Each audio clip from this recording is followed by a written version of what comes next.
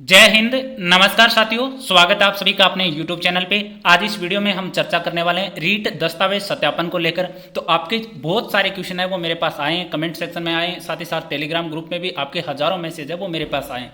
तो आप सभी के प्रश्नों के जवाब है इस वीडियो में आपको मिलने वाले हैं। वीडियो को पूरा अंत तक देखना, उसके बाद में आपका कोई भी प्रश्न है वो नहीं रहने वाला है। और इस वीडियो में आपको पूरी अच्छी तरीके से बताया जाएगा कि जो 2 सेट तैयार करने हैं वो किस प्रकार से आपको करने हैं। कोई भी रूल आपको ऐसा नहीं छोड़ूंगा जो आपके समझ में ना आए। जाति प्रमाण पत्र, आय प्रमाण पत्र, बाकी जो भी डॉक्यूमेंट है सभी के सारे रूल है वो इस वीडियो में क्लियर करने वाले हैं। साथ ही साथ अदर स्टेट के जो भी छात्र हैं उनके सारे नियम भी मैं इस वीडियो में बता दूंगा और किस प्रकार से आपको सेट तैयार करना है इस वीडियो में आपको पूरा बताया जाना है। तो वीडियो को अंत तक जरूर देख लेना।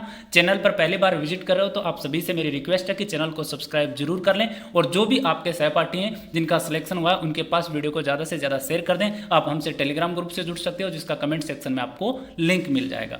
अब देखो हम दस्तावेज सत्यापन को लेकर बातें करते हैं। सबसे पहले तो यह कि दस्तावेज सत्यापन है वो सबसे पहले प्रक्रिया ये होती है कि आपका ऑनलाइन होगा।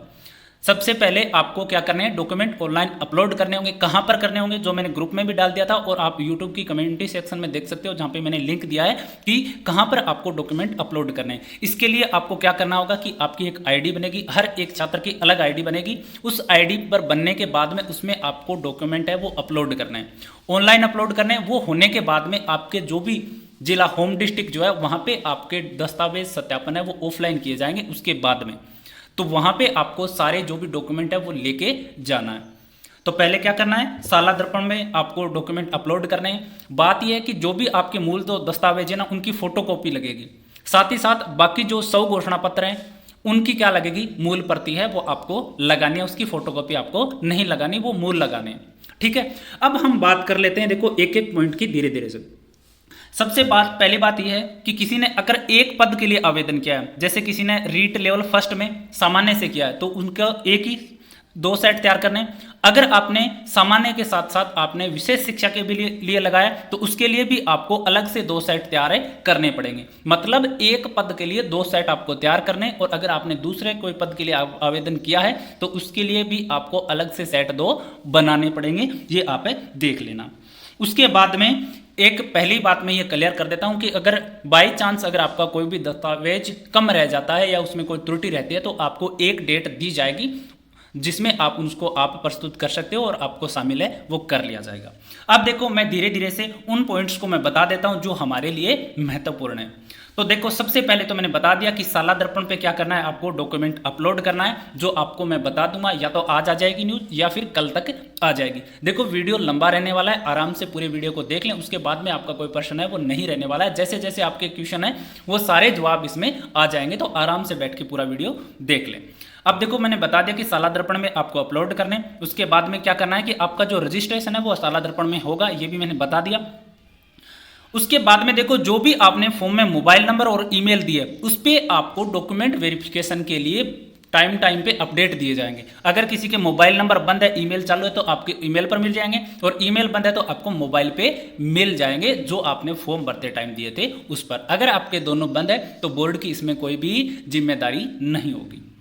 उसके बाद में मैंने बताया कि जो सत्यापन का कार्य है वो साला दर्पण पर होने के बाद में देखो लॉगिन आईडी पर दस्तावेज सत्यापन की दिनांक एवं समय संबंध में अद्यतन स्थिति की जानकारी प्राप्त करते रहें। ये वाली जो साइट है ना राजस्थान, इसमें क्या लिखा है rajsaladarpan.nic.in और /staff, ये वाली साइट लगा के आप चेक भी कर सकते हो। जो भी आपके इंस्ट्रक्शन आते हैं वो भी, साथ ही साथ वहां पे आपकी आईडी बनेगी और इसी साइट पे क्या करना है आपको डॉक्यूमेंट अपलोड करने हैं। ठीक है, उसके बाद में देखो अपलोड क्या करना है, इसमें लिखा है देखो सूचीबद्ध किए गए अभ्यर्थियों को दस्तावेज सत्यापन हेतु बोर्ड द्वारा जारी विचारित सूची में अभ्यर्थी के नाम के सुमक को अंतिम कॉलम में अंकित जिले के जिला शिक्षा अधिकारी प्रारंभिक शिक्षा द्वारा निर्धारित स्थान व दिनांक को अभ्यर्थी के द्वारा भरा गया ऑनलाइन आवेदन पत्र, विस्तृत आवेदन पत्र, शैक्षिक व प्रशैक्षिक योग्यता, मूल्यवान संबंधित वर्ग का प्रमाण पत्र जैसे OBC, EWS, MBC, SC, ST और शहरिया का, बाकी जनरल के लिए कोई भी जरूरी नहीं है। और विशेष श्रेणी जैसे विधवा, प्रतिकता, भूतपूर्व सैनिक, उत्कृष्ट खिलाड़ी, दिव्यांग, इनका भी जो भी जिनके प्रमाण पत्र की आवश्यकता है वो आपको लगाना है। अन्य आवश्यक प्रमाण पत्र को 100 प्रमाणित करते हुए संलग्न चेकलिस्ट को भरकर 2 सेट में वांछित मूल दस्तावेज के साथ सत्यापन दल को प्रस्तुत करना अनिवार्य होगा। तो ये सारे डॉक्यूमेंट आपको क्या करने हैं, सभी जितने भी डॉक्यूमेंट आप लगाओ फोटो कॉपी, उन पर आपके हस्ताक्षर होने चाहिए। स्वप्रमाणित का मतलब यही होता है कि सब पे आप अपना हस्ताक्षर कर दें और 2 सेट आपको तैयार करने। ठीक है, उसके बाद में इसमें लिखा है, देखो, अभ्यर्थी को संलग्न चेकलिस्ट में उल्लेखित दस्तावेजों की 100 हस्ताक्षरित छाया प्रतियां क्रमानुसार व्यवस्थित कर चेकलिस्ट सहित दस्तावेज सत्यापन दल को प्रस्तुत करना अनिवार्य होगा और अभ्यर्थी को चेकलिस्ट व समस्त प्रकार की 100 घोषणाएं मूल ही प्रस्तुत करनी होगी। तो चेकलिस्ट और जो आपके मूल जो 100 घोषणा पत्र बनेंगे ना, वो आपको मूल देने हैं, ना कि उनकी फोटोकॉपी देना है। 2-2 सेट तैयार करना। 1 से अधिक पदों के लिए सूचीबद्ध अभ्यर्थी को प्रत्येक पद के लिए क्या करना होगा, अलग अलग स्वप्रमाणित सेट आपको तैयार करने होंगे, ये भी मैंने बता दिया। उसके बाद में देखो, आपको मैं बता दूं, जो भी चीज इंपॉर्टेंट है वो मैं बता दूंगा। यदि कोई अभ्यर्थी दस्तावेज सत्यापन हेतु अपूर्ण या अधूरे दस्तावेज सहित जिला शिक्षा अधिकारी द्वारा प्रारंभिक शिक्षा द्वारा निर्धारित दिनांक को उपस्थित होता है तो उसे दस्तावेज सत्यापन प्रक्रिया में शामिल नहीं किया जाएगा। जो भी आपको जो डेट दी जाएगी उसमें आप नहीं जाते हो तो आपको शामिल है, फिर नहीं किया जाएगा। लेकिन सत्यापन दल द्वारा लगाए गए आक्षेप पूर्ति हेतु संबंधित जिला शिक्षा अधिकारी प्रारंभिक शिक्षा द्वारा पुनः निर्धारित की गई दिनांक में ही आपको दस्तावेज की पात्रता जांच करवानी होगी। ये मैंने बताया कि आप दस्तावेज सत्यापन करवाने जाते हो, कोई डॉक्यूमेंट की अगर कमी रह जाती है तो आपको एक डेट दी जाएगी, उसमें आपको करवाना अनिवार्य होगा। उसके बाद में आपको टाइम नहीं दिया जाएगा। उसके बाद में अभ्यर्थी को दस्तावेज सत्यापन हेतु उपस्थित होने के लिए कोई भी किराया भत्ता वगैरह आपको नहीं मिलना है। उसके अलावा आप अपने जिला सेंटर पर जाके आप अपने डॉक्यूमेंट के बारे में पूछताछ भी कर सकते हो, जिसमें आपको 9:30 बजे से 6 बजे तक का टाइम है, वो वहां पर दिया जाएगा। अब देखो, हम बात कर लेते हैं एक एक पॉइंट पे मैं आपको चीजें समझाने वाला हूं। आराम से पूरा वीडियो देखते रहिए। कोई भी प्रश्न है वो आपका नहीं रहने वाला है, क्योंकि आप वीडियो देखे बिना अगर मेरे से प्रश्न करोगे तो आप बहुत सारी संख्या में हो तो सभी के जवाब देना भी फिर पॉसिबल नहीं होता। अगर वीडियो में आपका कोई प्रश्न रह जाए तो जरूर मुझे अवगत करा सकते हो, बाकी ऐसा कोई क्वेश्चन मैं नहीं छोड़ने वाला। अब देखो, ये है अध्यापक लेवल प्रथम एवं लेवल द्वितीय के लिए अभ्यर्थी के स्वयं के द्वारा भरे जाने वाली सूचना है, जिसपे आपको इसमें भरना है प्रिंट निकलवा के। दस्तावेज सत्यापन का जिला, आप कौन से जिले से आते हो, जो आप जहां पे आप सत्यापन करवा रहे हो वो भरना है।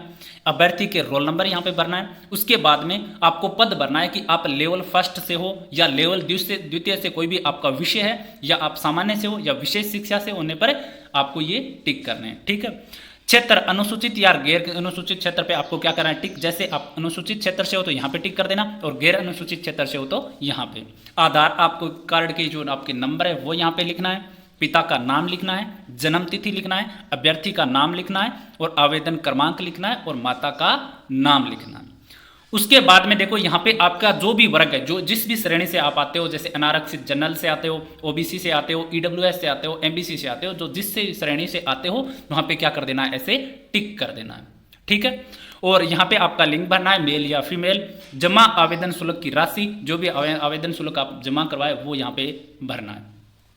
अब देखो, चेकलिस्ट आ जाती है, जो सबसे ज्यादा आपके क्वेश्चन आ रहे हैं, चेकलिस्ट में किस प्रकार बनना है। देखो, ये चेकलिस्ट है, इसी आधार पे आपको क्या करने हैं, 2 सेट तैयार करने हैं। सबसे पहले क्या होना चाहिए, ऑनलाइन आवेदन की प्रति। तो जब आपने आवेदन किया था ई मित्रा पर, जब मुख्य परीक्षा के लिए जो आवेदन किया था, वो आपको आवेदन प्रति यहाँ पे लगानी है। इसके संबंध में काफी सारे ये पूछ रहे थे कि वो हमारे पास नहीं है, हमने ई मित्र से डाउनलोड है, ये आपके SSO ID से आपने डाउनलोड कर ली, कोई दिक्कत नहीं, वो भी आपकी चलनी है।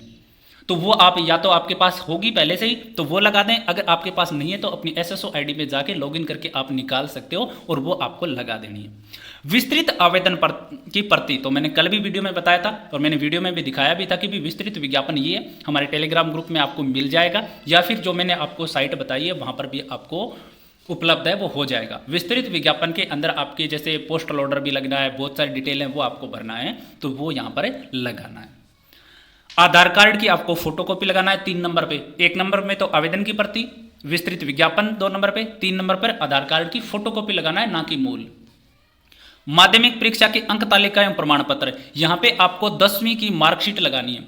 अब देखो, 2011, 12, 13 के बाद जिसने भी 10वीं किया ना, तो उनके मार्कशीट की बैक साइड में डिग्री भी है, जो प्रमाण पत्र होता है ना वो बैक साइड में मार्कशीट के। लेकिन उससे पहले जैसे जो छोटे वाले मार्कशीट आती थी उनमें डिग्री अलग से मिलती थी, तो वो अपनी डिग्री भी अलग से लगा देना है। ठीक है। उसके बाद में उच्च माध्यमिक परीक्षा 12वीं की मार्कशीट और डिग्री साथ में लगाना है 5 नंबर पे। यहाँ पे आपको बना, देखो आगे आपके यहाँ पे ये वाला जो कॉलम है ना, ये सत्यापन दल उपयोग में लेगा, ये इसमें आपको कुछ भी नहीं बनना। यहाँ पे आपको लगाना है कि संलग्न संख्या कहाँ पर भरा है आपने, ये ऑनलाइन आवेदन की जो प्रति कहाँ पर है लगाइए, संलग्न स्व प्रमाणित है या नहीं। जैसे संलग्न संख्या लगा दी, जैसे ऑनलाइन आवेदन की जो प्रति है ना 1 नंबर पे है, फ्रंट के ऊपर है, तो 1 नंबर लिखना है यहाँ पे, और आपने हस्ताक्षर कर दिए तो क्या करना है, हाँ लिखना है। इस प्रकार से आपको क्रम में भरना है। उसके बाद में हम बात करें 12वीं के जो भी आपके नंबर हैं, जैसे आपके कितने नंबर का पेपर था टोटल, जैसे 500 नंबर जितने भी आपके सब्जेक्ट थे, 5 विषय थे तो 500 नंबर के थे, तो 500 इसमें लिख देना है। 500 में से जैसे आपने कितने प्राप्त किए 400, तो यहाँ पे 400 लिख देना है, और यहाँ पे आपके परसेंट कितने बने वो भी आपको प्रॉपर लिखना है 12वीं वाले। उसके बाद आप बात करो स्नातक वाले, जिसने भी कॉलेज दिया, जैसे लेवल फर्स्ट का कोई विद्यार्थी उसको 12वीं पास चाहिए और बीएसटीसी चाहिए, लेकिन उन्होंने बीए भी दर्शाया है, तो वहां पे क्या लगा देना है, स्नातक की जो मार्कशीट है 3 सालों की वो लगाना है, साथ में डिग्री लगाना है।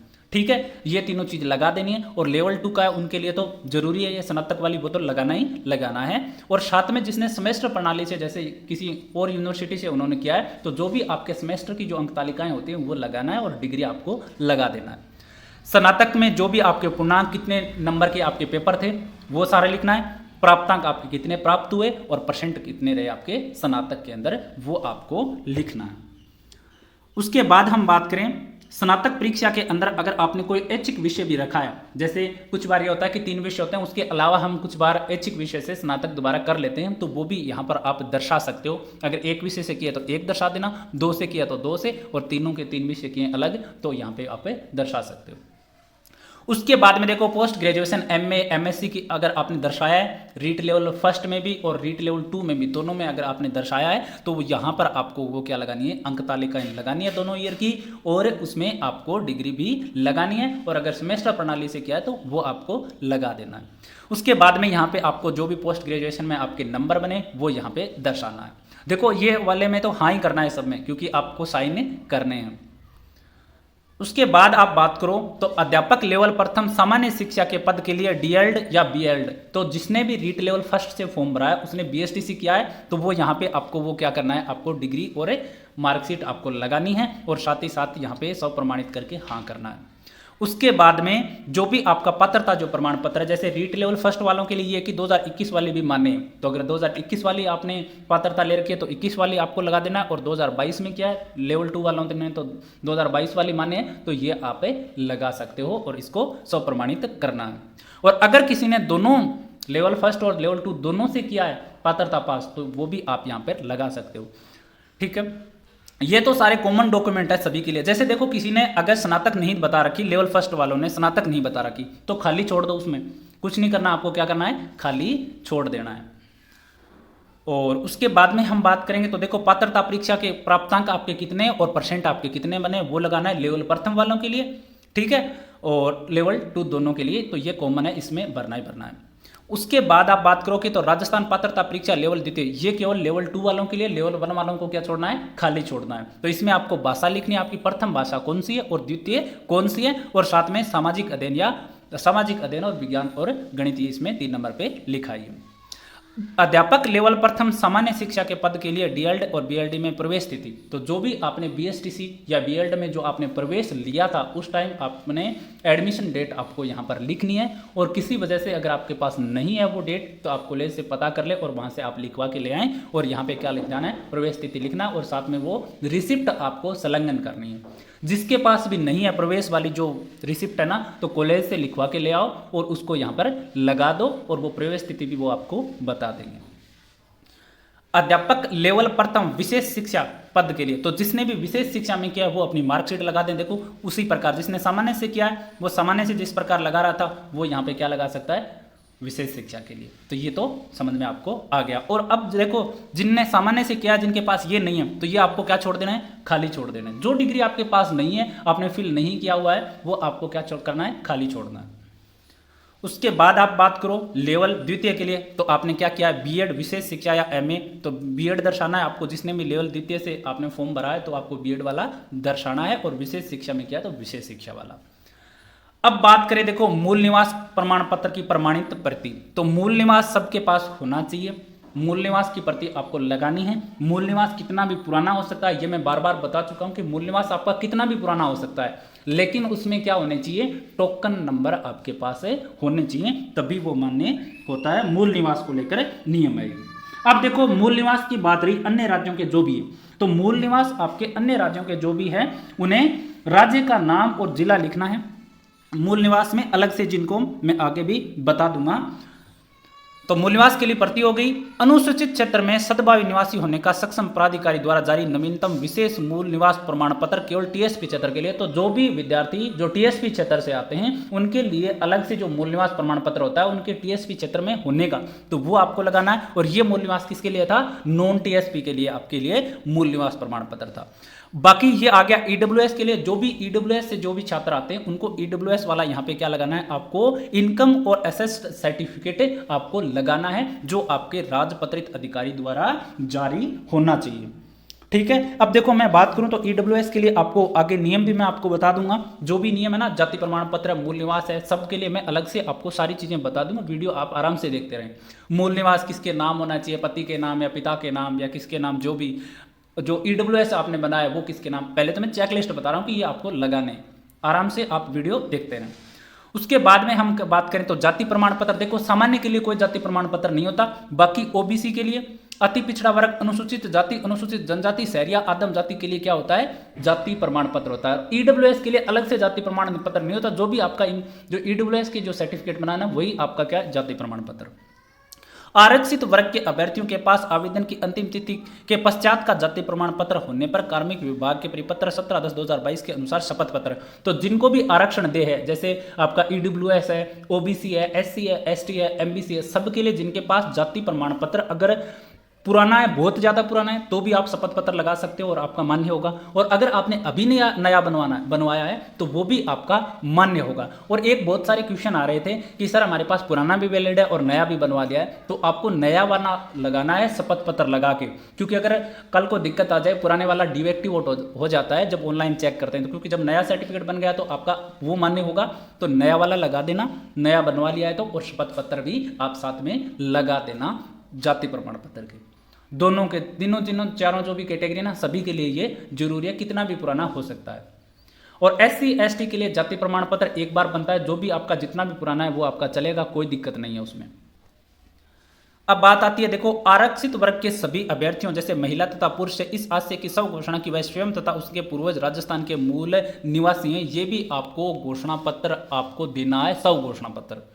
ठीक है, और विधवा की स्थिति में स्वयं की घोषणा एवं पति की मृत्यु के प्रमाण पत्र की प्रमाणित प्रति, पति से लिंक दस्तावेज, साक्ष्य की प्रति एवं पुनर्विवाह नहीं करने संबंधी घोषणा। जो भी विधवा जो महिला है, जो विडो कैटेगरी से जिनका चयन हुआ है, तो उनको क्या करना है, आपके पति का जो डेथ सर्टिफिकेट है वो आपको इसमें लगाना है। अगर उसमें आपका नाम है पति के साथ में, तब तो आपको और डॉक्यूमेंट की आवश्यकता नहीं, वही आपका मान्य होगा। लेकिन डेथ सर्टिफिकेट में अगर आपका नाम नहीं है तो आपको क्या करना है कि आपके घर में जो भी, अगर आपका राशन कार्ड में दोनों का साथ में नाम है, आधार कार्ड में आपके आगे पति का नाम है तो भी चलेगा, तो इनमें से कोई डॉक्यूमेंट हो वो आपका मान्य होगा। और उसके बाद में देखो पुनर्विवाह नहीं करने का सब घोषणा पत्र आपको देना होगा कि भाई मैं पुनर्विवाह है वो नहीं करूंगा, मैं विडो कैटेगरी है, जो भी मेरी लाइफ है वो मैं स्वयं के ऊपर जी रही हूं। विवाह विच्छेदन मतलब तलाकशुदा जो भी महिलाएं, उनके लिए क्या होना चाहिए कि सक्षम स्तर से जारी विवाह विच्छेद की डिग्री की प्रमाणित प्रति एवं पुनर्विवाह नहीं करने संबंधी सब घोषणा पत्र। जो भी तलाकशुदा महिलाएं हैं उनको क्या करना है कि जो भी आपको डिग्री जो मिली है वो आपको यहां पर लगानी है और सब घोषणा देना है कि मैं पुनर्विवाह नहीं करूंगी। ये इसमें ये कतई जरूरी नहीं है कि आपको फ्यूचर में आप शादी करोगे ही नहीं, लेकिन अब तक की बताया कि भाई मैं अभी जो फॉर्म मैंने जिस टाइम फिल किया था उस टाइम मैं तलाकशुदा हूं और अभी भी मैं हूं और डॉक्यूमेंट वेरिफिकेशन के लिए मैं अप्लाई कर रही हूं और मेरा सिलेक्शन होना है। उसके बाद में आप विवाह कर सकते हो, उसमें आपको कोई दिक्कत नहीं आनी है। बाकी मैं आगे डिटेल से भी बताऊंगा। संतान संबंधी सब घोषणा, ये आपको भरना है कि आपके कितने संतान है। विवाहित होने पर दहेज नहीं लेने का सब घोषणा पत्र। भूतपूर्व सैनिक होने पर सेवानिवृत्त सक्षम प्राधिकारी द्वारा अनापत्ति प्रमाण पत्र। अब देखो जितने भी घोषणा पत्र है ना, उसको लेकर मैं लास्ट में आपको बता दूंगा कि किस प्रकार से बनाना है, क्योंकि परफॉर्मेंस को लेकर काफी सारे प्रश्न है वो आपके आ रहे थे, तो मैं आपको निश्चित तौर पर आपको आराम से बता दूंगा किस प्रकार आपको बनाना है। अब ये आ जाते हैं देखो उत्कृष्ट खिलाड़ी को लेकर, दिव्यांग श्रेणी को लेकर, आपराधिक प्रकरण को लेकर, राजकीय सेवा में अगर कोई है तो उसको लेकर। बाकी आवेदन में 2-2.5 लाख रुपए से कम आय अगर किसी ने सूचना भरी है तो उसका आय प्रमाण पत्र भी आपको लगाना है, जो बनवाना पड़ेगा आपको। और शैक्षिक एवं प्रशैक्षिक योग्यताओं के संबंध में स्वघोषणा और अभ्यर्थी के अंतिम शिक्षण संस्था द्वारा प्रदत्त चरित्र प्रमाण पत्र। तो चरित्र प्रमाण पत्र आपका वो होगा जो लास्ट आपने कॉलेज किया, जैसे आपने बीए किया है तो बीए का दे दो, बीएड लास्ट में किया है तो बीएड का दे दो, और अगर आपने 12वीं लास्ट किया है, बीएसटीसी लास्ट किया तो आप वहां का दे दो, कोई दिक्कत नहीं। और फिर भी अगर आपके पास नहीं है तो राजपत्रित अधिकारी द्वारा आप चरित्र प्रमाण पत्र बनवा लें, कोई दिक्कत नहीं, आपका चलेगा और मान्य होगा। अब देखो यहाँ पे आपको क्या कर देना है, अभ्यर्थी के हस्ताक्षर, नाम, पता, स्थान, दिनांक और मोबाइल नंबर भरना है, ये तो आप भर लोगे। देखो इसमें 43 डॉक्यूमेंट है चेकलिस्ट के अंदर, 43 के 43 आप सभी के लिए नहीं है, जो भी आपके लिए जरूरी है, जैसे 10वीं की आवेदन प्रति, विस्तृत आवेदन पत्र, 10वीं 12वीं स्नातक, अब स्नातक जिसने लेवल फर्स्ट वालों ने भरी है उनके लिए जरूरी है, बाकी जरूरी नहीं है। पोस्ट ग्रेजुएशन लेवल द्वितीय वालों के लिए या फर्स्ट लेवल वालों के लिए जिन्होंने भरी है उनके लिए जरूरी है, बाकी जरूरी नहीं है, ठीक है। उसके बाद में मूल निवास सभी के लिए जरूरी है, जाति प्रमाण पत्र जनरल को छोड़ के सभी के लिए जरूरी है। तो ये सब जैसे तलाकशुदा है तो तलाकशुदा महिलाएं उनके लिए जरूरी है, बाकी के लिए जरूरी नहीं है। विधवा जो प्रमाण पत्र जो डेथ सर्टिफिकेट वगैरह लगाने वो उनके लिए जरूरी है, बाकी के लिए जरूरी, जो आपका डॉक्यूमेंट नहीं है वो आपको क्या करना है, खाली छोड़ना है। अब आ गई बात, आगे देखो, ये अभ्यर्थी के द्वारा स्व सत्यापन, यहाँ पे आपको खुद भरना है नाम, ठीक है, आपके पापा का नाम, जाति सब भर के, और यहाँ पे क्या करना है, हस्ताक्षर। और उसके बाद में ये आपको नहीं भरना है क्योंकि दस्तावेज सत्यापन जांच दल की टिप्पणी है, तो यहाँ पे आपको कुछ भी फिल नहीं करना है। और लास्ट में बात करो स्व घोषणा पत्र। अब मैं स्व घोषणा पत्र की बात कर लेता हूं और उसके बाद में आपको जाति प्रमाण पत्र और मूल निवास को लेकर, आय प्रमाण पत्र को लेकर जो भी प्रश्न है आपके वो मैं आपको बता देने वाला हूं।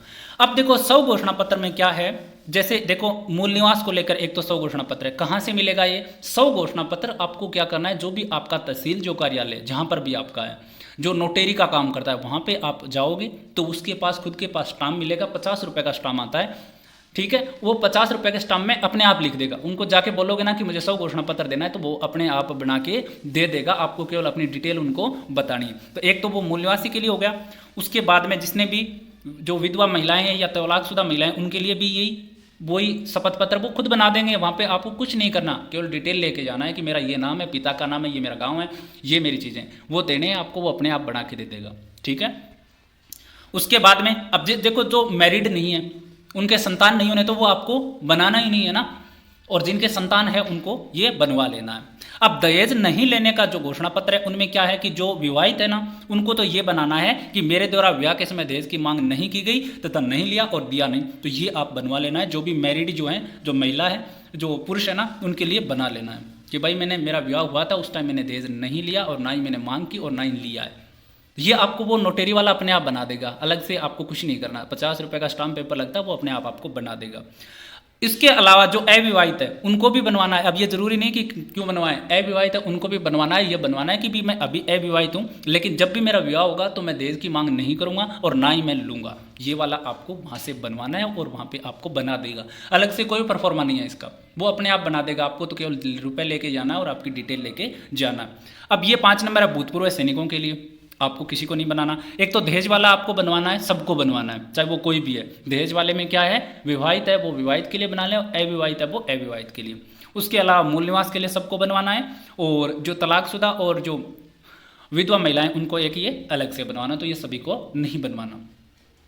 और उसके बाद में आप बात करोगे तो यहाँ पे देखो 6 नंबर पे, मेरे द्वारा ऑनलाइन आवेदन में प्रस्तुत शैक्षिक और प्रशिक्षण योग्यताओं के प्रमाण पत्र है वो बिल्कुल मेरे सही है। तो जो भी आपके सर्टिफिकेट लगे हैं, जो भी आपने स्टडी किया उनके लिए भी स्व घोषणा पत्र आपको लिखवाना है। वो ये भी कौन लिखेगा, नोटेरी वाला ही लिखेगा और इसमें ये सारी चीजें उनको दिखा देना, वो अपने आप, पहले बात तो अपने आप दे देगा वो, और अगर उसको नहीं पता हो तो ये दिखा देना कि इस प्रकार से मेरे को देना है, वो अपने आप आपको बना के दे देगा, ठीक है। सबके लिए जरूरी है 6 नंबर वाला। 7 नंबर क्या है, मेरे विरुद्ध किसी प्रकार का आपराधिक प्रकरण विचाराधीन लंबित नहीं है तथा पूरे में मेरे विरुद्ध किसी भी प्रकार का आपराधिक प्रकरण दर्ज नहीं है। तो लगभग सारे स्टूडेंट पे यही होता है कि कोई भी आपराधिक मामला है वो नहीं होता है, तो उनसे ये बनवा लेना है कि मेरा एक स्टाम्प पेपर पे लिख दो, मेरा स्व घोषणा पत्र बना दो कि मेरा कोई आपराधिक जो रिकॉर्ड है वो नहीं है, वो अपने आप बना देगा 50 रुपए के स्टाम्प के ऊपर। और जिनका अब उसके बाद रही धूम्रपान नहीं करने का शपथ पत्र, ये भी वही बनाएगा, आपको कुछ नहीं करना, आपको डिटेल देना है, ये भी वही बना, सब 2-2 बना लेना है क्योंकि 2-2 सेट तैयार करने हैं। जितने भी स्व घोषणा पत्र है ना 2-2 लिखवा लेना। उसके अलावा ये 9 नंबर वाला उनके लिए है जिनके खिलाफ कोई भी आपराधिक रिकॉर्ड है, तो उनको क्या करना है, स्व घोषणा पत्र लिखवाना है और जो भी आपके विरुद्ध जो भी न्यायालय ने आदेश दिया है वो भी उसमें साथ में संलग्न आपको करना है। तो 100 घोषणा पत्र जरूरी कौन कौन से हैं सबके लिए? एक तो धूम्रपान वाला, उसके बाद में एक जो ये आपराधिक मामले वाला ये नहीं है हमारे विरुद्ध, एक शैक्षणिक और प्रशिक्षण जो भी आपके सर्टिफिकेट है उसके लिए, उसके अलावा 5 नंबर भूतपूर्व सैनिकों के लिए, एक ये दहेज वाला 4 नंबर बनवाना है, चाहे विवाहित हो चाहे अविवाहित हो, दोनों के लिए। विवाहित है वो विवाहित के लिए लिखा लें और अविवाहित है वो अविवाहित के लिए लिखवा लें। उसके अलावा जो विवाहित है उनके संतान के लिए उनको बनवाना है, और जो भी विधवा या तलाकशुदा महिलाएं उनके लिए ये 2 नंबर वाला बनवाना है, और 1 नंबर क्या करना है? सभी को बनवाना है जो भी राजस्थान के मूल निवासी है। तो ये रही आपके 100 घोषणा पत्र को लेकर। मैंने बता दिया आपको कोई परफॉर्मा नहीं देखना है। यहाँ से आप जो भी आपके पास तहसील कार्यालय लगता है या जहाँ पर भी आपके नोटरी वाला जो काम होता है उनके पास में जाना है, 50 रुपये के स्टाम्प पर वो अपने आप लिख के दे देंगे, आपको केवल उनको डिटेल बतानी है। ठीक है, ये हो गया 100 घोषणा। 2-2 बनवा लेना क्योंकि 2-2 सेट तैयार करने हैं। उसके बाद में यहाँ पे आपको क्या करना है? ये सारी चीजें आपको फिलअप करनी है और आपके हस्ताक्षर वगैरह करना है। अब ये बात आ जाती है कार्यालय निर्देशक शिक्षा राजस्थान बीकानेर, इसमें दिशा निर्देश दिए गए, इसमें आपको कुछ भी नहीं करना, और जो भी आप अपने लिए इंपॉर्टेंट जो चीजें ना वो हमें देख लेते हैं। ठीक है, अब देखो सारी डिटेल में करने वाला हूं, जाति प्रमाण पत्र, आय प्रमाण पत्र और आपकी जो त्रुटियां वगैरह है उन सब के बारे में। अभ्यर्थियों से चेकलिस्ट के साथ ऑनलाइन आवेदन पत्र, विस्तृत प्रमाण पत्र, समस्त शैक्षणिक और प्रशैक्षणिक जो भी डॉक्यूमेंट है वो मैंने पहले भी बताया, तो वो लगवाने हैं 2 सेट के अंदर। अभ्यर्थी के प्रस्तुत किए गए दस्तावेजों का मिलान मूल दस्तावेज से किया जाकर चेकलिस्ट में निर्धारित कॉलम में अंकन किया जाए। वो जो आपके जो अधिकारी है ना, जिला शिक्षा अधिकारी, वो उसके लिए है इंपॉर्टेंट। हम इसलिए देख लें क्योंकि इसमें रूल लिखे हुए हैं हमारे लिए। अब उसके बाद में देखो, अब ये इंपॉर्टेंट है 4 नंबर वाला कि दस्तावेज प्रक्रिया में यदि किसी अभ्यर्थी के दस्तावेज में कमी या आक्षेप होता है तो संबंधित जिला शिक्षा अधिकारी प्रारंभिक शिक्षा द्वारा अभ्यर्थी को अंतिम अवसर देते हुए दस्तावेजों में कमी या आक्षेप पूर्ति हेतु नवीन दिनांक आवंटित की जानी चाहिए एवं दस्तावेज सत्यापन प्रक्रिया संपादित की जानी चाहिए। अगर कोई भी विद्यार्थी का कोई दस्तावेज में कमी है या वो दस्तावेज प्रस्तुत नहीं कर पा रहा है तो उसके लिए आपका जिला शिक्षा अधिकारी आपको समय देगा, घबराना नहीं है। तो उस समय पे आपको करवा लेना है और आपको भर्ती में शामिल रखा जाएगा। लेकिन अगर वहां पर आप शामिल वापस नहीं होते हैं उस डेट को, तब आपको बाहर कर दिया जाएगा। उसके अलावा देखो, ऐसे अभ्यर्थी के प्रकरण निम्न टिप्पणी अंकित करने के अभ्यर्थी द्वारा आवश्यक दस्तावेज समस्त दस्तावेज प्रस्तुत नहीं किए गए और उनको क्या करना है? बाहर कर देना है। तो ये मैं आपको बता देता हूं, घबराना नहीं है। उसके अलावा देखो, जो भी इंपॉर्टेंट चीज है ना वो मैं आपको सारी बताने वाला हूं। बाकी जो हमारे लिए इंपॉर्टेंट जो नहीं है उनके लिए मैं उनको छोड़ रहा हूं केवल। अब ये आपको नहीं भरना है, पात्रता जांच दल है वो करेगा टिप्पणी, इसको नहीं भरना है, खाली छोड़ना है ये सारी। उसके बाद में देखो, यहां पर आपको पता चलेगा कि कौन कौन से डॉक्यूमेंट आपके किस प्रकार से होने चाहिए, जाति प्रमाण पत्र, मूल निवास, सब के बारे में इसमें क्या लिखा है? डिटेल लिखा है। देखो, अब भर्ती का नाम, आवेदित पद, भर्ती का नाम, आवेदित पद, आवेदन संख्या, अभ्यर्थी का नाम, पिता का नाम, माता का नाम, जन्मतिथि, आवेदित श्रेणी, ईमेल और मोबाइल नंबर। अब ये जांच करेंगे दस्तावेज सत्यापन जो दल है ना, जो जिला में आप में दस्तावेज जांच करवाओगे वहां पर ये सारी चीजें, अगर इनमें त्रुटि पाई जाती, जैसे देखो लिखा है इसमें कि अभ्यर्थी के द्वारा ऑनलाइन आवेदन में भरी गई सूचना के अनुसार सवताई पोर्टल पर प्रदर्शित होगा, इसका अभ्यर्थी के वास्तविक दस्तावेज से क्या करना है? मिलान करना है। तो जो भी आप डॉक्यूमेंट अपलोड करोगे ना ऑनलाइन, और जो आपने फॉर्म भरा था वो सारी डिटेल उनके पास होंगी, और आपके जो दस्तावेज सामने होंगे उनसे वो क्या करेंगे? मिलान करेंगे। तो उनमें क्या रहता है कि इनके संबंध में किसी प्रकार की अशुद्धि या त्रुटि हो तो उसकी पूर्ण टिप्पणी चेकलिस्ट में की जाए। जांच अधिकारियों के लिए, आपके लिए नहीं है। ऑनलाइन आवेदन में भरी गई सूचना, आवेदित पद, जन्मतिथि, श्रेणी, विवाहिक स्थिति, उप श्रेणी में कोई परिवर्तन स्वीकार नहीं होगा। तो जिसने भी विवाहिक स्थिति जो आपने उस टाइम भरी थी वही की वही अब रहेगी, इसमें आपको चेंज करने का मौका नहीं मिलेगा।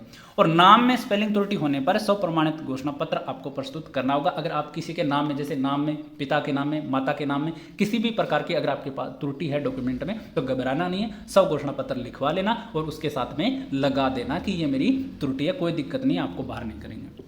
अब ऐसे अभ्यर्थी, महिला अभ्यर्थी के विवाह उपरांत उपनाम में परिवर्तन, ऐसी महिलाएं जिनका पहले विवाह नहीं हुआ था लेकिन अब विवाह होगा, जिसके कारण 10वीं की मार्कशीट, 12वीं की मार्कशीट जो थी ना, उनमें क्या हो गया? नाम अलग हो गया। जैसे किसी का नाम मंजू था तो उसका मंजू देवी हो गया, या जिसका नाम जैसे और कोई नाम था तो उनके लास्ट में कुछ भी लगा है या सरनेम लगा है, किसी की कास्ट लग जाती है, तो उसमें आपको घबराना नहीं है। वो आपको क्या करेंगे? जो भी आपका माध्यमिक अंक तालिका है ना, 10वीं वाली मार्कशीट, उसके आधार पर आपको मान्य करेंगे, कोई दिक्कत नहीं है।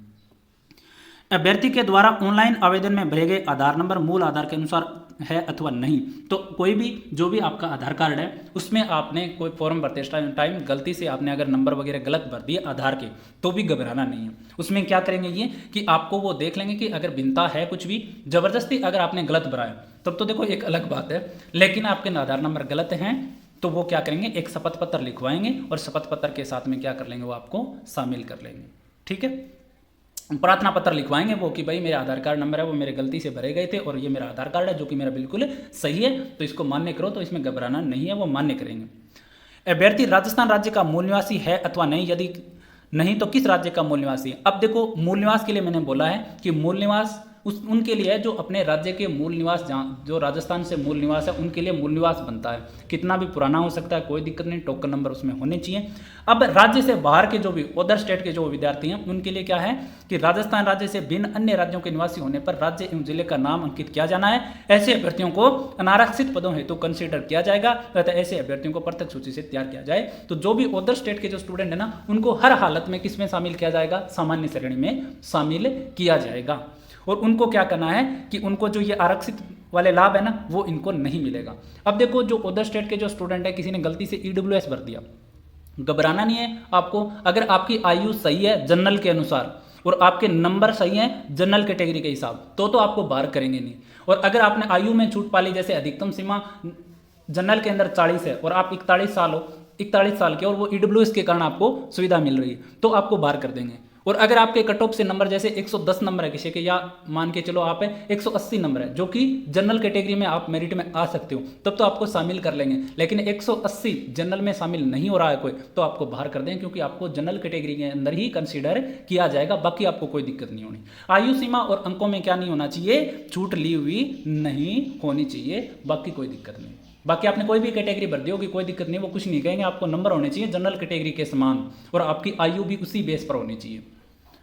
ये होगी अदर स्टेट वालों के लिए। उसके अलावा अन्य राज्यों से विवाह उपरांत राजस्थान राज्य में प्रवासित हुई विवाहित महिलाओं की पात्रता की जांच के संबंध में, जो महिलाएं अन्य राज्यों से आते हैं जिनका विवाह हो गया राजस्थान के अंदर, उनके लिए राजस्थान राज्य से भिन्न अन्य राज्यों से विवाह उपरांत राजस्थान राज्य में प्रवासित आरक्षित वर्ग EWS, OBC, MBC, SC, ST Sahariya की महिलाओं के संबंध में बोर्ड द्वारा जारी विज्ञपित उल्लेखित प्रावधानों का भली भांति अवलोकन व ध्यानपूर्वक पात्रता की जांच कर लें। और ऐसी महिलाओं के द्वारा राजस्थान सरकार द्वारा जारी मूल निवास प्रमाण पत्र एवं जाति प्रमाण पत्र प्रस्तुत किए जाने संभावित है। तो जो भी महिलाएं हैं अदर स्टेट से राजस्थान में शादी होगी है जिनकी, उनके मूल निवास है, जाति प्रमाण पत्र है, वो हो सकता है यहाँ से बन जाते हैं, क्योंकि आपके पति के नाम से मूल निवास बन जाएगा और जाति प्रमाण पत्र भी बन जाएगा। अतः आरक्षित वर्ग की सभी महिलाओं से विवाह पंजीयन प्रमाण पत्र जरूरी है। जो भी अदर स्टेट की जो महिलाएं जिनका विवाह राजस्थान में हुआ है उनके लिए विवाह पंजीयन सबसे ज्यादा जरूरी है, तभी आपके जो जाति प्रमाण पत्र और मूल निवास एक्सेप्ट होते हैं। अन्य आवश्यक दस्तावेज यथा मूल निवास प्रमाण पत्र, जाति प्रमाण पत्र उसके पिता का नाम व निवास के आधार पर ही जारी किए हुए हैं अथवा पति के नाम से, इसकी अनिवार्य जांच कर लें। तो जो भी महिलाएं हैं ना, जो मूल निवास और जाति प्रमाण पत्र किसी के पति के नाम से बने, तो आपका विवाह जो पंजीयन है वो जरूरी है। वो होने के बाद में ही आपको पात्र करेंगे। और अगर आपके पास ये सब चीज़ें नहीं है तो आपको बाहर नहीं करेंगे। उनके लिए आपके पास क्या होना चाहिए, आपकी आयु उतनी होनी चाहिए जो जनरल कैटेगरी के बराबर हो और आपके नंबर भी उन्हीं के बराबर हो, तो जनरल कैटेगरी में कंसीडर कर लेंगे। और अगर आपके सही हैं तो आपको शामिल कर लेंगे।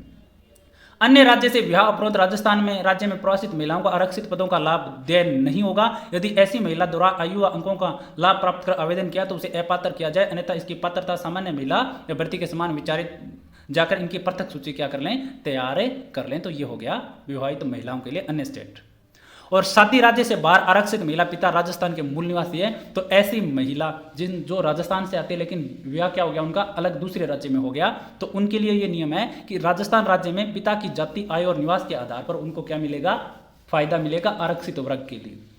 यदि विवाह के पश्चात आरक्षित वर्ग की महिला अन्य राज्य में निवास करे और इसके द्वारा पिता के नाम से संबंधित आरक्षण वर्ग में होने का सक्षम अधिकारी द्वारा जाति प्रमाण पत्र अथवा वांछित प्रमाण पत्र प्रस्तुत करने पर एवं अन्यथा पात्र होने पर तदनुसार पात्रता की जांच की जाए। केवल मात्र राजस्थान राज्य से भिन्न राज्यों से विवाह होने पर अपात्र नहीं किया जाए। तो इस आधार पे आपको अपात्र नहीं करेंगे। जैसे कोई राजस्थान की महिला और कहीं और शादी हो गई तो आपके डॉक्यूमेंट होने चाहिए आपके पिता के नाम से, ना कि पति के नाम से।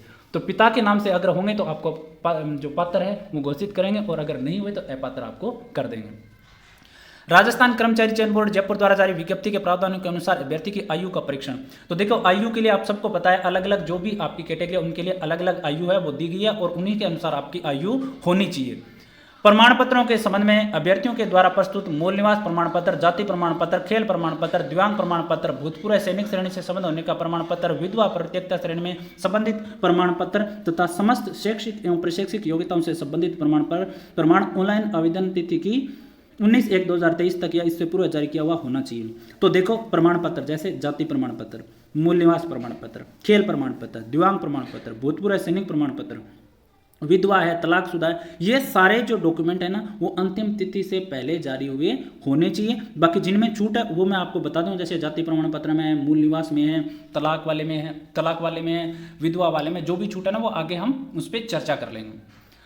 अब देखो उसके बाद में ये तो आपका जो डिप्लोमा जो है BSTC है, बीएड है, उसके बारे में ये तो आप सबको पता है। अब देखो आरक्षित वर्ग के लिए प्रमाण पत्रों के संबंध में EWS, OBC, MBC, ST, Sahariya के लिए सारे नियम है इसमें कि कार्मिक विभाग की सूचना 20/1/2022 के अनुसार आवेदक को वर्ग विशेष का लाभ उसी स्थिति में दे होगा जब आवेदक का उक्त प्रमाण पत्र आवेदन करने की अंतिम तिथि तक हो या पूर्व सक्षम अधिकारी द्वारा जारी किया हुआ हो और आवेदन तिथि दिनांक 19/1/2023 तक प्रमाण पत्र अनिवार्य है। तो जो भी MBC से, EWS से, OBC से, ST से, SC से या सहरिया से जो भी आते हैं उनका प्रमाण पत्र क्या होना चाहिए, 19/1 से पहले है तो आपको आरक्षित वर्ग में शामिल कर लिया जाएगा।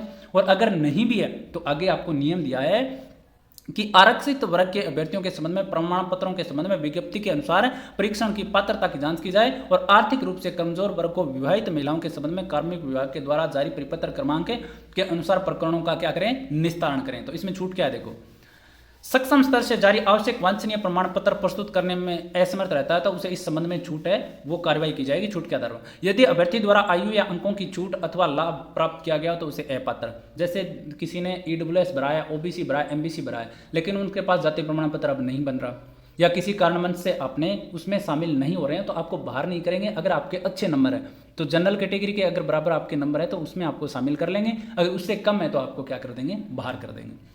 और यदि अभ्यर्थी द्वारा आयु अंकों के आधार पर छूट नहीं ली है तो क्या नहीं करेंगे, बाहर नहीं करेंगे, क्योंकि आपके नंबर ज़्यादा है तो जनरल में शामिल आपको कर लेंगे।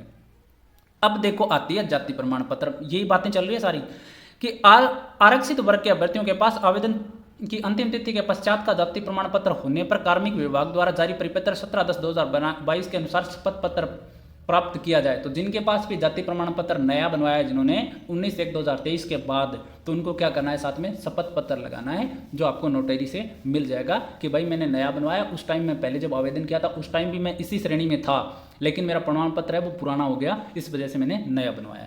और अनुसूचित जाति, अनुसूचित जनजाति एवं सहरा वर्ग के अभ्यर्थियों द्वारा राजस्थान राज्य के सक्षम अधिकारी द्वारा जाति प्रमाण पत्र चाहे वह कितना भी पुराना हो, तो अनुसूचित जाति और जनजाति, अनुसूचित जनजाति SC ST और सहरिया के लिए जो जाति प्रमाण पत्र है ना वो आपका कितना भी पुराना हो सकता है, सक्षम अधिकारी जारी किया हुआ, उनको कोई दिक्कत नहीं है, नया बनवाने की आवश्यकता नहीं है। और उसके बाद में अन्य पिछड़ा वर्ग, अति पिछड़ा वर्ग और आर्थिक रूप से कमजोर वर्ग के अभ्यर्थियों को नवीनतम प्रमाण प्रस्तुत करना अनिवार्य है। और यदि किसी अभ्यर्थी द्वारा ऑनलाइन आवेदन की अंतिम तिथि से पूर्व का संबंध वर्ग में होने का अवधि पार प्रमाण पत्र तथा ऑनलाइन आवेदन की अंतिम तिथि निर्धारित दिनांक के पश्चात का जारी नवीनतम प्रमाण पत्र प्रस्तुत किया जाता है तो गैप अवधि के संबंध में आपको क्या देना होगा, स्वघोषणा प्रमाण पत्र। जैसे आपने जब आवेदन किया था तो उस टाइम आपका 3 साल 4 साल पुराना प्रमाण पत्र था, जाति प्रमाण पत्र EWS और OBC के लिए और MBC के लिए, तो उनको क्या करना है कि वहां पे आपको गैप सर्टिफिकेट लगाना होगा कि भाई मैं इस वजह से नहीं बना पाया, बस स्वघोषणा है, उसमें कोई दिक्कत नहीं, नोटेरी वाला आपको लिख देगा। और उसके बाद में जो तलाकशुदा महिलाएं हैं उनके लिए भी क्या जरूरी है, उनका सर्टिफिकेट जरूरी है, ठीक है। और उसके अलावा केंद्र से जारी जाति प्रमाण पत्र आपके मान्य नहीं होगा। EWS प्रमाण पत्र पिता या पति के नाम कौन सा चलेगा, तो देखो सामाजिक न्याय एवं अधिकारिता विभाग के परिपत्र 22/2019 के प्रावधानों एवं विभागीय विज्ञप्ति 29/1/2022 के अनुसार आर्थिक रूप से कमजोर महिला अभ्यर्थियों को सक्षम प्राधिकारी द्वारा जारी आर्थिक रूप से कमजोर वर्ग का होने पर प्रमाण पत्र प्रस्तुत करना होगा और इसके लिए वो पिता और पति दोनों में से किसी के नाम का बनवा सकती है। EWS की जो महिला है ना उनका जाति प्रमाण पत्र पति के नाम से भी मान्य होगा और पिता के नाम से भी मान्य होगा। और देखो जाति प्रमाण पत्र इनका अलग से नहीं होता, ये वाला होता है इनकम और एसेट सर्टिफिकेट, ठीक है। और जाति प्रमाण पत्र पिता के नाम से, मूल निवास प्रमाण पत्र पति के नाम से, तो क्या किया जाना है, देखो आरक्षित वर्ग की अभ्यर्थियों को पिता के नाम निवास वर्ग के आधार पर जारी जाति प्रमाण पत्र के आधार पर संबंधित वर्ग हेतु आरक्षित पदों का लाभ दिया है। किसी विवाहित महिला द्वारा पति अथवा पिता के नाम से प्रस्तुत मूल निवास प्रमाण पत्र मान्य है। तो देखो जाति प्रमाण पत्र तो सभी का किसके नाम से होना चाहिए, पिता के नाम से, लेकिन मूल निवास आपके पति के नाम का भी हो सकता है और पिता के नाम का भी हो सकता है, वो कोई दिक्कत नहीं, दोनों में से एक। अन्य राज्य के महिला विवाह उपरांत राजस्थान राज्य में प्रवासित होती है और राजस्थान में पति के नाम से जारी ईडब्ल्यूएस श्रेणी का लाभ मिलेगा या नहीं मिलेगा, तो अभ्यर्थी को ईडब्ल्यूएस श्रेणी का लाभ नहीं मिलेगा और अभ्यर्थी को क्या कर लिया जाएगा, सामान्य वर्ग में शामिल किया जाएगा, उसी शर्त पे जब आपकी एज लिमिट सामान्य वर्ग में शामिल है और आपके नंबर सामान्य वर्ग के बराबर है तभी, अन्यथा आपको क्या कर देंगे, बाहर कर देंगे। और चरित्र प्रमाण पत्रों के संबंध में अंतिम संस्था द्वारा जारी किया गया किंतु गुम हो गया, अप्राप्त, जारी नहीं, मूल नहीं है, तो क्या करें, तो जो भी अभ्यर्थियों के जो संस्था द्वारा जारी चरित्र प्रमाण पत्र गुम हो गए उनको क्या करना है कि आपको राजपत्रित अधिकारियों द्वारा जारी नवीनतम प्रमाण पत्र प्रस्तुत करना होगा। 2 राजपत्रित अधिकारियों के क्या होने चाहिए, साइन होने चाहिए और वो आपका क्या होगा, मान्य होगा चरित्र प्रमाण पत्र। या तो आप संस्था से आपने दिया है वो आपके पास होगा, नहीं है तो आपको लिखवा लेना है। अभ्यर्थियों के द्वारा विकलांग श्रेणी में आवेदन किया तो उनके लिए ये सारे नियम, विकलांग श्रेणी के जो भी आपके सर्टिफिकेट है वो यहाँ पे आपको लगाने हैं, तो ये दिव्यांग श्रेणी के लिए जो भी है। टीएसपी क्षेत्र की बात करो तो टीएसपी क्षेत्र के लिए देखो ये नियम है, जो भी आपके मूल निवास और जाति प्रमाण पत्र है वो यहाँ से ये वाले नियम के आधार पर आपके होने चाहिए, आपको सबको पता ही है। तो और उसके बाद में आप बात करो कि विवाहिक स्थिति, विवाहित विधवा प्रतिज्ञा, विवाहित होने की स्थिति में शासन परिपत्र राजकीय सेवा में नियुक्ति हेतु विवाह पंजीयन करवाना अनिवार्य किया गया है, अतः इस संबंध में विवाह प्रमाण पत्र प्रस्तुत करना वांछनीय है और विवाह पंजीयन प्रमाण पत्र के अभाव में ऐसी महिला अभ्यर्थी को शपथ पत्र किया जाए। तो जो भी महिलाएं विवाहित है और उनका शपथ पत्र जो विवाह पंजीयन है वो जरूरी है, अगर आपके पास वो नहीं बना है तो आप शपथ पत्र लगा दें, उससे भी काम है चल जाएगा। और जो भी विधवा जो महिलाएं श्रेणी से आवेदन करने वाली महिला अभ्यर्थियों के संबंध में सक्षम प्राधिकारी द्वारा जारी पति के मृत्यु प्रमाण पत्र तथा विधवा श्रेणी में आवेदन करने वाले महिला अभ्यर्थी के पास पति का मृत्यु प्रमाण पत्र एवं पति के नाम से लिंक का दस्तावेज आपके पास से होना चाहिए। और अगर बाद का भी है ना आपका, तो शपथ पत्र के साथ में आपका चल जाएगा, कोई दिक्कत नहीं। लेकिन जरूरी है कि पति की जो मृत्यु है वो ऑनलाइन आवेदन की अंतिम जो निर्धारित थी 19/1/2023 से अगर आपके पति की मृत्यु हुई है तभी आपका मान्य होगा, अगर बाद में हुई है तो आपका मान्य नहीं होगा, शपथ पत्र भी वहां पे काम नहीं करेगा। 19/1/2023 से पहले का कितना भी पुराना हो उसमें कोई दिक्कत नहीं है। और विधवा श्रेणी महिलाओं को ऑनलाइन आवेदन की अंतिम तिथि तक पुनर्विवाह नहीं किए जाने संबंधी विधवा श्रेणी में होने संबंधी स्व घोषणा प्रस्तुत करना होगा। और जो भी विधवा जो महिलाएं उनको ये घोषणा पत्र देना होगा कि मैं अंतिम तिथि तक मैंने विवाह नहीं किया और आगे विवाह नहीं करने संबंधी भी आपको घोषणा पत्र देना होगा। और जो तलाकशुदा महिलाएं उनके लिए क्या करना है कि जो भी आपको न्यायालय के द्वारा जो भी आपको सर्टिफिकेट जो डिग्री मिली है ना वो आपको लगाना है, और अगर आपके पास नहीं है तो शपथ पत्र लगाना है, लेकिन अंतिम तिथि से पहले का। और इसमें लिखा देखो, प्रतियोगिता श्रेणी की महिलाओं को ऑनलाइन आवेदन के अंतिम दिनांक तक पुनर्विवाह नहीं किए जाने संबंधी या विधवा प्रतियोगिता श्रेणी में होने के संबंधी स्व घोषणा पत्र प्रस्तुत करना होगा। और अगर आप जैसे जो तलाकशुदा महिला है ना उनको ये प्रूफ करना है कि मैं जो अंतिम तिथि थी उस टाइम तक मैंने विवाह नहीं किया था। अब इसमें ये नहीं है कि बहुत सारे मेरे पास कमेंट आ रहे थे कि हम फ्यूचर में किसी से शादी नहीं कर पाएंगे, इसमें ये इन्होंने नहीं पूछा, इन्होंने केवल ये पूछा है कि इस टाइम आप तलाकशुदा महिलाएं हैं, इस आधार पे आपको क्या दिया जाना है, लाभ दिया जाना है, इस टाइम पे आपका विवाह दूसरे से नहीं होना चाहिए, फ्यूचर में आप कर सकते हो, कोई दिक्कत नहीं। उसके बाद किसी विधवा महिला द्वारा दस्तावेज सत्यापन के समय ओबीसी क्रीमिलियर का प्रमाण प्रस्तुत किया है, जबकि उसके द्वारा ऑनलाइन आवेदन में नॉन क्रीमिलियर की विधवा महिला के रूप में भरा गया है, तो सामान्य वर्ग की विधवा के रूप में कंसीडर किया जा सकता है। तो अभ्यर्थी द्वारा ऑनलाइन आवेदन में भरी गई श्रेणी के अनुसार ही पात्रता की जांच की जाए। ऐसी विधवा महिला आरक्षित वर्ग हेतु कंसीडर योग्य नहीं है और सामान्य वर्ग की विधवा के समान परीक्षण किया जाएगा। तो जिन्होंने भी अपनी कैटेगरी चेंज कर दी, जैसे कि किसी ने क्रीमिलियर श्रेणी से आता है और उसने क्या कर दिया, अब नॉन क्रीमिलियर श्रेणी के जो डॉक्यूमेंट उसके पास हैं तो भी आपको क्रीमिलियर श्रेणी के समान ही माना जाएगा और सामान्य में आपको शामिल किया जाएगा। उसी आधार पर आपके नंबर होने चाहिए, ये ध्यान कर लेना। उसके बाद में देखो, इसमें लिखा है कि राजस्थान राज्य से भिन्न अन्य राज्यों की विधवा व प्रतियोगिता महिलाओं को, तो उसमें भी जो भी अन्य राज्य की जो महिलाएं उनको क्या किया जाएगा, सामान्य के तौर पर कंसीडर है वो किया जाएगा सामान्य वर्ग में। तो ये हो गया। बाकी देखो ये नियम दिए हुए हैं इसमें, अन्य राज्य की विधवा सामान्य वर्ग की महिला जिसका मूल निवास पति के नाम से राजस्थान का है वो विधवा सामान्य पद में आरक्षण दिया जाएगा। ऐसी अभ्यर्थियों को सामान्य, तो ऐसी महिला जो अन्य स्टेट से आती है और यहाँ पे उसका पति के नाम से क्या प्रमाण पत्र है, मृत्यु प्रमाण पत्र है, और दस्तावेज सत्यापन में क्या किया उन्होंने, पति का नाम राशन कार्ड में दर्ज है, तो भी उनको क्या किया जाएगा, जनरल में नहीं माना जाएगा, उनकी कैटेगरी के अनुसार। अगर नहीं है जो भी आपका जो जाति प्रमाण पत्र है अगर नहीं है तो आपको सामान्य के तौर पर कंसीडर किया जाएगा। तो ये सारे नियम है वो इसमें रहने वाले हैं। राजस्थान की महिला जो अन्य राज्य में प्रवासित हुई उसे विधवा श्रेणी का लाभ मिलेगा अथवा नहीं। राजस्थान में उसके पिता के जाति वर्ग से संबंधित विधवा महिला हेतु आरक्षित पदों का लाभ होगा। ऐसी महिला जिसका राजस्थान से बाहर विवाह हुआ उसका जाति प्रमाण पत्र पिता के नाम से होगा तो उसको आरक्षित पद में लाभ दिया जाएगा, अन्यथा नहीं दिया जाएगा। ठीक है। उसके बाद में विधवा महिला अभ्यर्थी को जो कि राजकीय सेवा में पूर्व में नियोजित है और अभ्यर्थी द्वारा उस सेवा को छोड़कर अध्यापक भर्ती में आना चाहती है तो क्या अभ्यर्थी को विधवा श्रेणी का पुनः लाभ मिलेगा? तो उनको जरूर मिलेगा।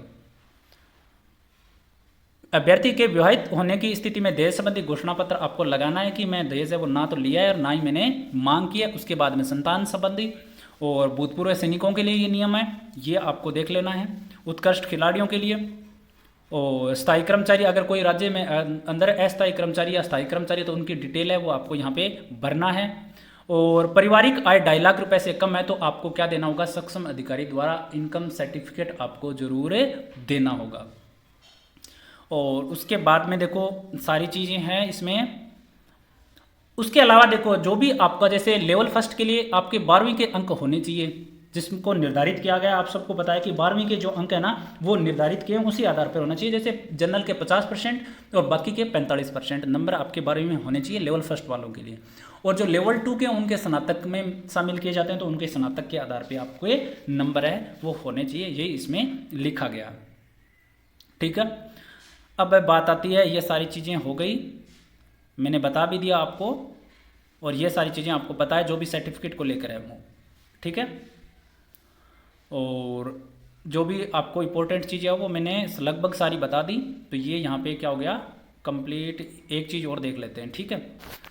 अब देखो जो भी नियम है ना वो मैंने आपको बता दिए किस प्रकार से आपके नियम रहने वाले हैं। मोटे मोटे तौर पे मैं आपको एक बार और भी बता देता हूँ। ठीक है। तो देखो इसमें यही लिखा है पात्र और अपात्र, किस शर्त में आपको अपात्र करेंगे और किस शर्त में आपको पात्र करेंगे, ये इसमें लिखा है। इसमें लिखा है कि नियम एवं विज्ञप्ति के प्रावधानों के अनुसार अभ्यर्थी अध्यापक पद पर आवेदित आरक्षित वर्ग व अनारक्षित वर्ग के पदों हेतु नियुक्त के लिए पात्र है यदि अनारक्षित तथा स्वयं के वर्ग के लिए आरक्षित पदों के लिए पात्र है तभी। ठीक है। और उसके बाद में देखो ये मैंने सारे नियम बता दिए। देखो जो भी नियम है ना पात्र अपात्र वाले ऊपर जो दिए गए थे ना वही है। और आराम से आप ध्यानपूर्वक पढ़ भी लेना, जिसको भी कुछ समझ में नहीं आओ ना तो ये जरूर पढ़ लेना। इसमें आप किस शर्त में अपात्र हो सकते हैं और किस शर्त में पात्र हो सकते हैं। बाकी मैंने सारे नियम है वो सारे बता दिए हैं आपको। ठीक है। तो आप इस शर्त में देख लेना। तो ये आपके नियम है और ये कंप्लीट हो जाता है यहाँ पे। ठीक है। तो ये सारे नियम थे, मैंने आपको आराम से बता दिया। जो भी आपका 100 घोषणा पत्र है वो आपका नोटरी वाला बना के देगा। जाति प्रमाण पत्र पुराना भी चलेगा, नया भी चलेगा। मूल्यवास जो SC ST है उनके लिए कितना भी पुराना हो सकता है। बाकी के लिए EWS और OBC के लिए 3 साल पुराना है तब तो शपथ पत्र के साथ चल जाएगा। अगर नया बनवा लिया है तो नया लगा देना, वो भी शपथ पत्र के साथ चल जाएगा। ठीक है। और बाकी कोई भी ऐसा मैंने नियम है नहीं छोड़ा है जो आपको नहीं पता हो या मैंने नहीं बताया हो। बाकी कोई भी अगर इसके अलावा आपके कोई प्रश्न है तो आप कमेंट सेक्शन में जरूर लिखें। वीडियो को पूरा देखने के बाद ही मुझसे क्वेश्चन करें क्योंकि बहुत सारे क्वेश्चन आते हैं और आप वो क्वेश्चन करते हो जो मैंने वीडियो में बार बार मैं आपको बता रहा हूँ। तो वीडियो को ज़्यादा से ज़्यादा शेयर कर देना। आज के लिए इतना ही, धन्यवाद।